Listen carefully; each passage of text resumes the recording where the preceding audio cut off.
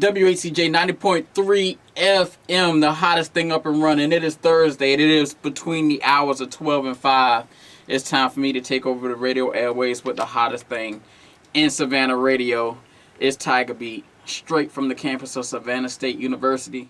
This is Will Martin, or Will Sirius, as many of his listeners may know him as. Martin is the host of the radio show Tiger Beat for WHCJ 90.3 at Savannah State University in Savannah, Georgia. Tiger Beat's been a staple in WHCJ programming for years.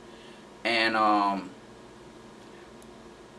for one reason or another, is hip-hop. It's a hip-hop program. Being that 90.3 has been the only radio station Will has been with, he continues to work with the people that has witnessed his development over the airwaves throughout his years with the station. When I first met him, he was a student here. I can't remember if he was a freshman or a sophomore at the time. So, he was developing, who he's going to be as a man, I guess you could say. He was still, he's kind of basically the same way. He, cracked jokes and stuff like that. He was funny, but he's always been a very respectful person. Also, he has always followed the rules, and he's very ethical. I'll tell you something that you probably don't know. He used to have braids. I met Will back in 2002. That was my freshman year. That was my freshman year at Savannah State University. He was actually, along with a couple other individuals, they were actually, almost on their way out, about 2 years out. So I used to try to, as a freshman, I would try to hang out around the studio, just because, mass comm being my major, I just wanted to, get my feet wet early. So I just wanted to really hang out, help them out with projects or whatever. So that's what I did, That's when I first met Will, along with a couple other people in the department that I'm still good friends with to this day. But during those early years of Will being on the air, what his listeners did not realize was that their host was suffering behind the mic. Everything was really coming to a head when I was about 21. And, that's right in the heart of your college years. I was 21. And, I was blacking out in class. I blacked out in one of my mass comm class, Professor Franklin's class. I blacked out in Dr. Eday's office on campus. The cause of Will's stints were due to his battle with diabetes, a life-threatening disease that he's had to fight with since he was 4 years old. The toll that it took, that diabetes itself took on my body over the years, led to a number of things. My eyes were going bad. You know what I'm saying? I started to go into end-stage renal disease, kidney failure, and to the point where my kidneys had totally shut down, and I went on dialysis. My disease, the diabetes, had become really brittle. That it was becoming a situation where the insulin wasn't working. It was really hard to control, really unpredictable, and my health was just really, really deteriorating. Granted, Will was suffering tremendously. He refused to let others know about his illness until his disease took a hold of him in public. I always saw myself as a really strong individual. Like, I never was the biggest dude, never was, most athletic or whatever, but I always saw myself as a really strong, independent person. And so very oftentimes I never even told anybody that I was diabetic or I was having the medical issues that I was having, because I thought it would make me look weak. And that's one of the reasons when I passed out in mass comm in Professor Franklin's class, nobody knew exactly what was wrong with me because I never told anybody. They found out that day what kind of problems I was facing, but nobody knew because I didn't want anybody to think I was weak. I didn't want anybody to think I was frail, so and that's what I saw as a sign of weakness. So I always kept it bottled up, kept it bottled in, and I figured I'd fight my demons myself. But it was those demons that were beginning to take a toll on his body, and as a result, a toll on the people that were closest to him. I was like a walking, I could say a walking functional zombie. And I would always ask the question that I always thought he would ask, but he never did. Why, my son? But Mom kept reminding me that, I'm sorry. Even though it's been 20 years now, it's still very sensitive. God has the last word and God's will be done. When Billy was diagnosed with kidney failure and his sight started leaving him, and at that point he was only given 5 years. Like I said, I knew what was going on. He showed me his dialysis machine and things like that, and he would talk to me about what he was going through. So I was near and far. I was close enough to know what was going on, and I did a lot of research on my own at that time to kind of find out what he was dealing with.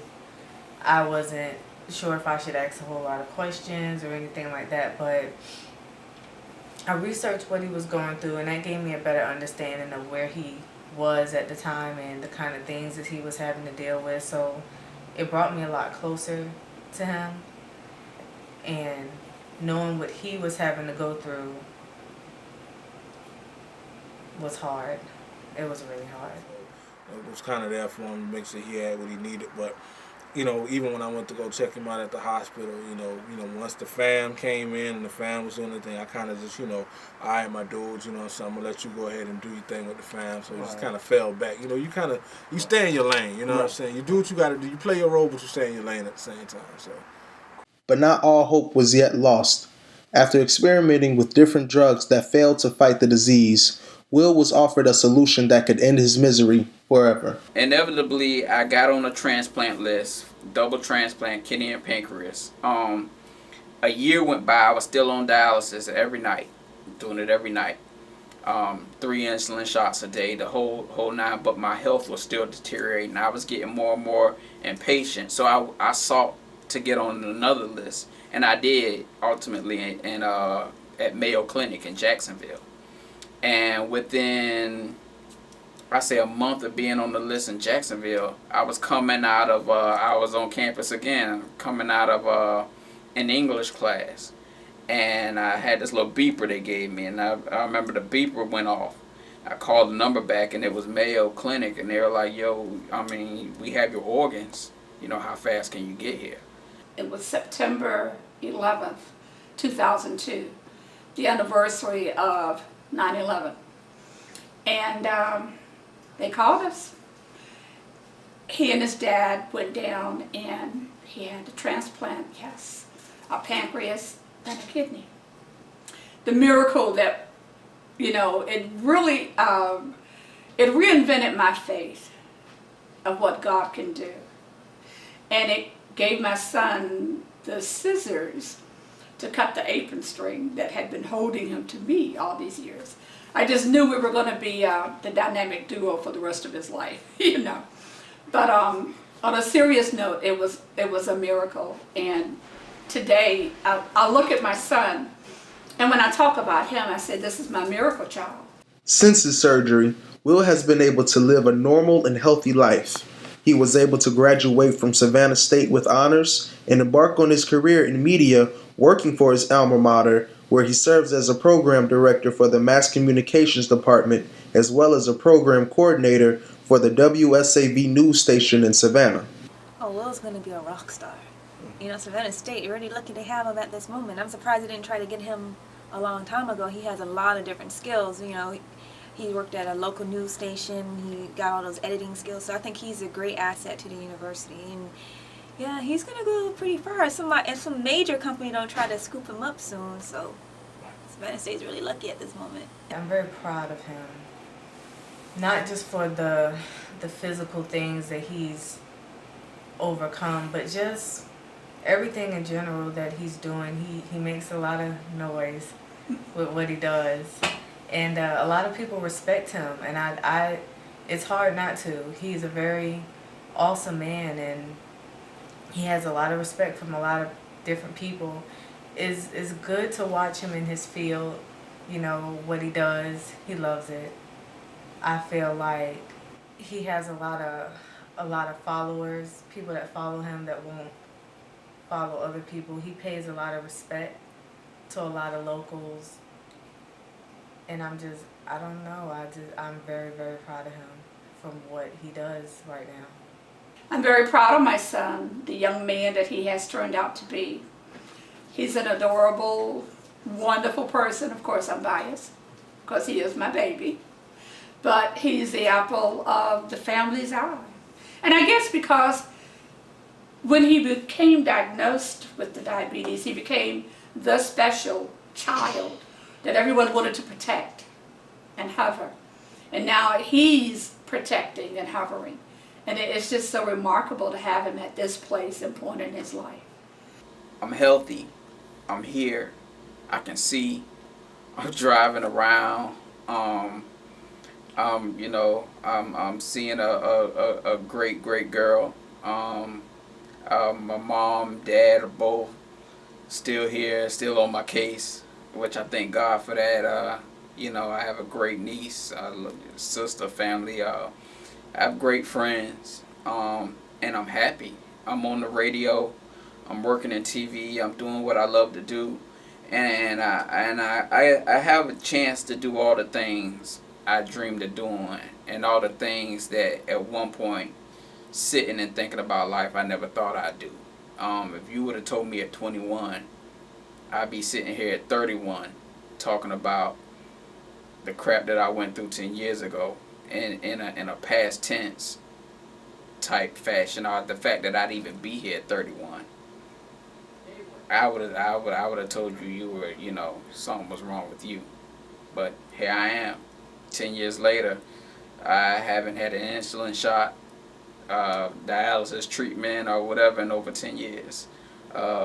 And all I can do is thank God, thank my parents, thank my family, thank my friends, and the people that take care of me most, you know. So